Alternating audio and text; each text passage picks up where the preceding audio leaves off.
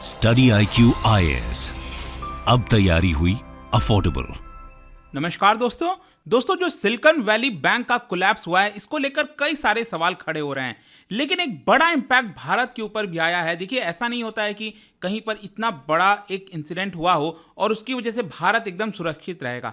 कुछ ना कुछ तो इंपैक्ट होता ही है और लगभग 10 लाख करोड़ का हमारे स्टॉक मार्केट के ऊपर असर आया है, जिसके बारे में मैं चर्चा करूंगा। लेकिन इसके साथ साथ यहां पर एक और क्वेश्चन है कि कितना सेफ है हमारे इंडियन बैंक्स। मतलब अगर कोई भी रिसेशन आता है, जैसे 2008 का फाइनेंशियल क्राइसिस आया था, तो उस समय भारत ने क्या किया था और अभी क्या सिचुएशन है, वो सारी चीजें मैं आपको बताने वाला हूं इस वीडियो के अंदर। काफी कुछ जानने को है, चलिए आगे बढ़ते हैं। लेकिन उससे पहले ध्यान रखिएगा, अगर आप यूपीएससी का एग्जाम 2025 में देने वाले हैं, तो ये वाला जो लॉन्ग टर्म फाउंडेशन बैच है, जिसके अंदर पूरी तैयारी कराई जाती है प्रीलिम्स और मेंस की, वो आपका जो एडमिशन लेने का आखिरी डेट कल है 16 मार्च। आपके पास अभी भी चांस है इसके अंदर एनरोल कराइए और 1500 से भी ज्यादा घंटे की जो लाइव क्लासेस है, उसके माध्यम से आपका यूपीएससी क्रैक कराया जाएगा। या फिर अगर आप 2024 की प्रिपरेशन कर रहे हैं, तो एक नया ब्रांड न्यू जो बैच है वो लॉन्च हो रहा है, और ये लॉन्च हो रहा है 25 मार्च को, जिसमें प्रीलिम से लेकर इंटरव्यू तक की पूरी तैयारी कराई जाएगी। इसके अलावा यहां पर अगर आप इस साल की प्रिपरेशन कर रहे हैं, प्रीलिम्स क्रैक करना चाहते हैं, या फिर इसके अलावा आपको पता है ईपीएफओ का जो वैकेंसी सामने आया है, इन सभी के लिए आपको सिंपली हमारे वेबसाइट ऐप पर जाना है, या फिर कमेंट सेक्शन में जाइए, वहां पर यूज करिए कोड अंकित लाइव, ताकि आपको सबसे ज्यादा डिस्काउंट मिले और आप इसके अंदर एनरोल करा सकें। इसके अलावा और अगर आप एमसीक्यूज अटेम्प्ट करना चाहते हैं, तो मेरे इंस्टा पेज पर जा सकते हैं, वहां पर स्टोरीज में जितने भी एमसीक्यूज हैं उसको आप अटेम्प्ट कर पाएंगे। चलिए शुरुआत करते हैं। और सबसे पहले यहां पर आपको समझने की जरूरत है कि जब भी यूएस, अगर हम कहते हैं ना, वो कहावत है कि जब भी यूएस छींकता है, पूरे दुनिया को सर्दी लग जाती है। तो यहां पर भी कुछ हद तक आपको देखने को मिलेगा, क्योंकि जिस प्रकार से पूरा प्रकरण गया है पिछले 4-5 दिनों में यूएस के अंदर, सिलिकॉन वैली बैंक कोलैप्स हुआ, उसके बाद जो सिग्नेचर बैंक है वो कोलैप्स हुआ, इन सब के ऊपर हमने वीडियो बना रखा है, आई एम श्योर आप सभी ने देखा होगा।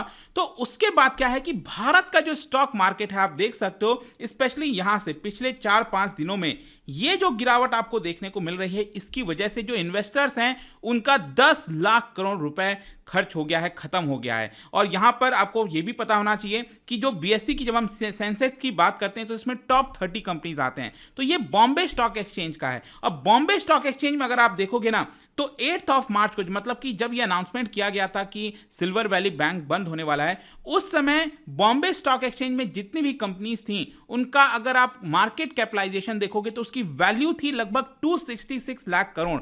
लेकिन आज के डेट में ये 256 लाख करोड़ से भी नीचे चला गया है। मैं देख रहा था कि आज स्टॉक मार्केट थोड़ा सा बढ़ा था दिन में, लेकिन वापस से अब ये आज भी नीचे चला गया। मतलब कि कहीं ना कहीं 10 लाख करोड़ से भी ज्यादा का झटका भारत के स्टॉक मार्केट को लगा है, because of silicon valley banks collapse होने की वजह से।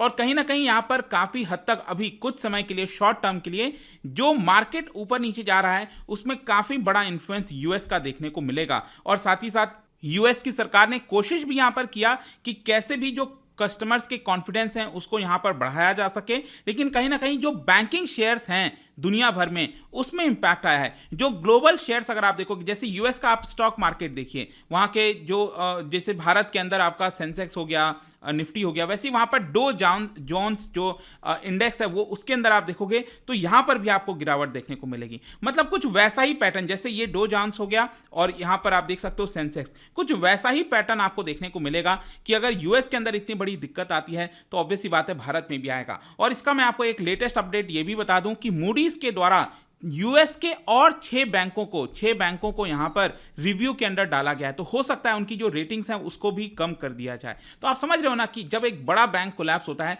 तो उसका डेफिनेटली एक रिपरकशन इफेक्ट आपको बाकी बैंकों पर भी देखने को मिलता है। लेकिन यहां पर सबसे बड़ा क्वेश्चन क्या है, देखो, सबसे बड़ा क्वेश्चन यह है कि जब 2008 में ग्लोबल फाइनेंशियल क्राइसिस आया था, तो उस समय हम सभी ने देखा कि भारत एक सेफ हेवन माना गया। मतलब कि जहां दुनिया भर के जो बैंक्स हैं वो कोलैप्स हो रहे थे, दिक्कतें आ रही थी, वहीं भारत के अंदर जो रेगुलेटरी पॉलिसीज हैं आरबीआई की, वो कहीं ना कहीं काफी ज्यादा रेजिलियंस थी, स्ट्रेंथ उसमें देखने को मिला बैंकों के अंदर। और अब क्वेश्चन ये है कि क्या आज के डेट में भी, क्योंकि आप समझिए वो हम बात कर रहे हैं 15 साल पुराना।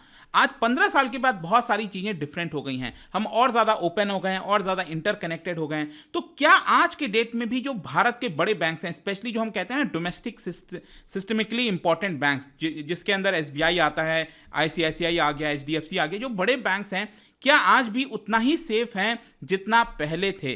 तो इसका मैं आंसर पहले आपको देने की कोशिश करता हूं। यहां पर एक्सपर्ट्स का यह मानना है कि जो सिल्वर वैली बैंक का जो फेलियर हुआ है, वो अनलाइकली है कि उसका जो इंपैक्ट है भारत के डोमेस्टिक बैंकों पर आपको बड़ा देखने को मिलेगा, क्योंकि भारत का जो बैलेंस शीट स्ट्रक्चर है बैंकों का, वो काफी डिफरेंट है। यहां पर आपको समझना है कि भारत में ऐसा नहीं होता कि अचानक से सभी कस्टमर्स बैंक चले गए और अपना पैसा मांगने लग गए। देखो, बैंक आप यूं समझिए कि बैंक जब हम बात करते हैं तो उसमें सबसे जो इंपॉर्टेंट रोल होता है वो होता है ट्रस्ट का। अगर आपको ट्रस्ट है बैंक के ऊपर, तब तक तो वो बैंक सुरक्षित है। अगर जिस दिन लोगों का ट्रस्ट खत्म हुआ बैंकों के ऊपर, तो उसी समय वो बैंक आप समझिए कोलैप्स हो सकता है।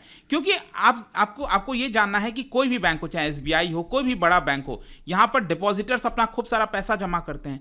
तो एसबीआई ये मान के चलता है कि सभी डिपॉजिटर्स एक साथ पैसा लेने के लिए नहीं आएंगे। तो एसबीआई क्या करता है कि long term loan, short term loan, बहुत सारे लोन प्रोवाइड करता है। अगर मान लीजिए सारे डिपॉजिटर्स एक साथ एसबीआई में पहुंच गए और कहे कि हमें पैसा चाहिए, तो क्या एसबीआई वो पैसा दे पाएगा? नहीं दे पाएगा, क्योंकि यहां पर ट्रस्ट है लोगों को कि जब हम एसबीआई के पास जाएंगे तो वो हमें पैसा मिलेगा। उसी ट्रस्ट की वजह से बैंक्स चलते हैं, चाहे कोई भी बैंक हो। ये सिर्फ भारत या कहीं की मैं बात नहीं कर रहा हूं। इनफैक्ट जो सिल्वर वैली बैंक में यही तो प्रॉब्लम हुआ ना, कि अचानक से जितने भी स्टार्टअप्स थे जिन्होंने डिपॉजिट कर रखा था पैसा, जब उनको थोड़ा सा आहट हुआ, उनका ट्रस्ट थोड़ा सा कम हुआ सिल्वर वैली बैंक के ऊपर, तो सारे स्टार्टअप्स पहुंच गए कि हमें अपना पैसा वापस लौटाइए, और वो बैंक वापस नहीं लौटा पा रहा था। जिसको हम कहते हैं आम भाषा में बैंक रन के बारे में। बैंक रन आप सबने सुना होगा। भारत में तो ये पहले बहुत होता था, लेकिन अब ये एकदम ना के बराबर हो गया है। कहीं ना कहीं आरबीआई का अप्रिशिएट करना चाहिए जिस तरह की रेगुलेटरी एनवायरमेंट हमने किया है। कभी भी बैंक को डूबने नहीं दिया है हमने। रिसेंट टाइम्स में अगर आप देखोगे भारत में, ये कभी आपको देखने को नहीं मिलेगा। इसके साथ साथ एक और इंटरेस्टिंग चीज आपको यह ध्यान रखना है कि यूएस के अंदर जो बैंक्स है ना, उसके अंदर जो सबसे बड़ा हिस्सा है डिपॉजिटर्स का, वो कॉर्पोरेट का है। जो बिजनेसेस होते हैं वो अपना बहुत सारा बड़ा हिस्सा बैंकों के अंदर जमा करते हैं। भारत में भी करते हैं, लेकिन भारत के बैंकों में आपको यह समझना है कि सबसे बड़ा जो हिस्सा है डिपॉजिट का, वो आता है हाउस होल्ड से। मतलब कि घरों में जो लोग सेव करते हैं, जो हाउस होल्ड्स होता है, उनका एक बड़ा हिस्सा डिपॉजिट है बैंकों के अंदर। और जाहिर सी बात है, देखो, बिजनेस के लिए अचानक से जरूरत पड़ सकती है पैसे की। बिजनेस अपना एक बहुत बड़ा अमाउंट जमा करता है बैंक में, तो वो अचानक से निकाल सकता है, लेकिन हाउस होल्ड्स को अचानक से उतनी जरूरत नहीं पड़ेगी। तो इसी की वजह से जो नेचर है ना भारत के बैंकों का, वो थोड़ा डिफरेंट है यूएस के मुकाबले, और इसीलिए हम कह सकते हैं कि भारत के जो बैंक हैं वो काफी हद तक सुरक्षित हैं। और आपको यह भी समझना है कि भारत का एक बड़ा जो हिस्सा है डिपॉजिट का, वो पब्लिक सेक्टर बैंकों में है, चाहे एसबीआई है, पीएनबी है, उसमें आपको बड़ा हिस्सा देखने को मिलेगा। क्यों? और आपको पता ही है कि वो पब्लिक सेक्टर बैंक है, तो वो तो कभी डूबेंगे ही नहीं, सरकार उसको कभी डूबने नहीं देगी। अल्टीमेटली वो सरकारी बैंक है, तो वो सरकार उसको कभी डूबने दे नहीं सकती। तो ये इसलिए भरोसा और ज्यादा आ जाता है। और बाकी का जो पैसा है, वो ऑलरेडी आपको पता है कि जो भारत के प्राइवेट सेक्टर बैंक्स हैं वो भी बहुत मजबूत है, चाहे एचडीएफसी, आईसीआईसीआई, काफी स्ट्रांग रेगुलेशन लगाया जाता है आरबीआई के द्वारा इनके ऊपर। तो there is no need for customers to worry about their savings in India, ये एक्सपर्ट्स के द्वारा बोला गया है। क्योंकि जैसा मैंने आपको बताया कि अगर आपका भरोसा है, किसी भी देश के लोगों का भरोसा बैंक के ऊपर है, तो उसको बिल्कुल चिंता करने की जरूरत नहीं है। लेकिन जैसे ही यहां पर भरोसा कम हुआ, नो मैटर व्हाट, वो बैंक डूबेगा ही डूबेगा, क्योंकि उसको आप बचा नहीं पाओगे, क्योंकि इतना ज्यादा डिपॉजिटर्स का पैसा होता है और सब एक साथ पहुंच जाएंगे, तो उसको बचाना मुश्किल हो जाएगा। इसका सबसे बड़ा एग्जाम्पल आप भारत में देखिए कि भारत ने कैसे हमेशा से यहां पर बैंकों को बचाया। अभी 2020 में आपको याद होगा ना, जस्ट कोविड पैंडेमिक जब स्टार्ट हो रहा था, यस बैंक डूब गया था, और यस बैंक के अंदर किस तरीके से आरबीआई ने एक्टिवनेस दिखाया और लिक्विडिटी सपोर्ट प्रोवाइड किया यस बैंक को, और यहां पर यस बैंक आज के डेट में खड़ा हुआ है। अदरवाइज ये डूब चुका था, there is no doubt about that. तो ये एक बड़ा एग्जांपल आपको यहां पर देखने को मिलेगा। ऑल्दो अभी के लिए क्या है कि जो पैनिक क्रिएट हुआ है, उसकी वजह से स्टॉक मार्केट वगैरह के अंदर थोड़ी सी दिक्कत आ जाती है, सेंटीमेंट खराब हो जाते हैं। इसी की वजह से इस समय स्टॉक मार्केट में 10 लाख करोड़ का थोड़ा सा झटका लगा है, लेकिन आई एम श्योर कि वो आगे चलकर चीजें ठीक हो जाएंगी। देखो, मैं 2008 का आपको एग्जांपल बताता हूं। 30 सितंबर 2008। ये वो दिन था जब ग्लोबल फाइनेंशियल क्राइसिस एकदम पीक पर चल रहा था। और इस दिन अगर आप देखोगे ना, तो हमारे फाइनेंस मिनिस्टर पी चिदम्बरम साहब, जो सेबी हो गया, आरबीआई हो गया, उनको स्टेप इन करना पड़ा सभी को, और तब जाकर जो हमारा फाइनेंशियल मार्केट है उसको बचाया गया। क्योंकि सेंसेक्स एकदम नीचे चला गया था, 3.5% पिछले 2 साल के लोएस्ट स्तर पर चला गया था। एक बहुत बड़ा पैनिक क्रिएट हुआ था देश की सबसे बड़ी प्राइवेट बैंक आईसीआईसीआई बैंक में। यहां पर कहीं ना कहीं एक ट्रस्ट का इश्यूज आ गया और लोग एटीएम के लाइन में लग गए। आईसीआईसीआई बैंक के कस्टमर्स की मैं बात कर रहा हूं, वो अचानक से बैंक पहुंच गए, एटीएम लाइन में लग गए और अपना पैसा विड्रॉ करने लगे।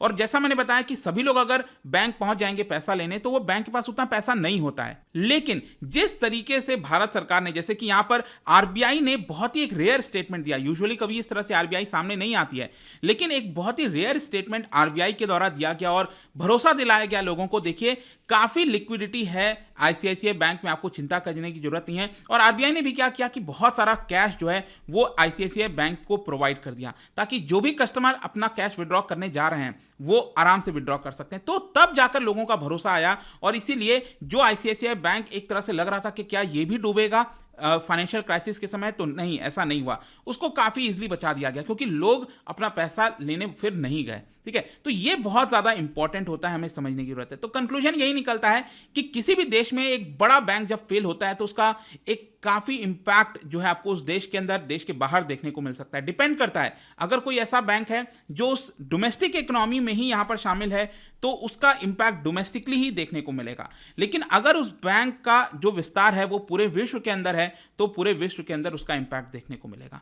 तो यही कुछ है पूरा दोस्तों। आई होप कि इस वीडियो के माध्यम से जो एक पहलू है इसका आपको समझ में आया होगा भारत के पर्सपेक्टिव से। और जाने से पहले एक इंटरेस्टिंग क्वेश्चन, क्योंकि हम बैंक्स की बात कर रहे हैं, क्या बता सकते हो इन 4 में से कौन सा लायबिलिटी नहीं है कमर्शियल बैंक के लिए? ये आपको बताना है। इसका राइट आंसर आप सबको पता है, मेरे इंस्टाग्राम पर तो मिलेगा ही, वहां पर अगर आप नहीं हो कोई बात नहीं, टेलीग्राम से भी ले सकते हैं इसका सही उत्तर। मैं कई सारे जो एमसीक्यूज हैं वो यहां पर स्टोरीज में डालता रहता हूं। बाकी अगर आपको पीडीएफ चाहिए तो टेलीग्राम पर आइए, अलग अलग सोशल मीडिया पर आप जुड़ पाओगे। और जैसा मैंने बताया था, यूपीएससी की अगर आप तैयारी कर रहे हो 2023, 24 या फिर 25 के लिए, सभी ऑप्शन हैं। ईपीएफओ का जो बैच है वो भी स्टार्ट हो चुका है। यूज कोड अंकित लाइव ताकि आपको एक्स्ट्रा डिस्काउंट मिल जाए। होप की वीडियो आपको पसंद आया होगा। मिलता हूं आपसे next time. Till then, thank you very much, see you soon. Study IQ IAS, अब तैयारी हुई अफोर्डेबल।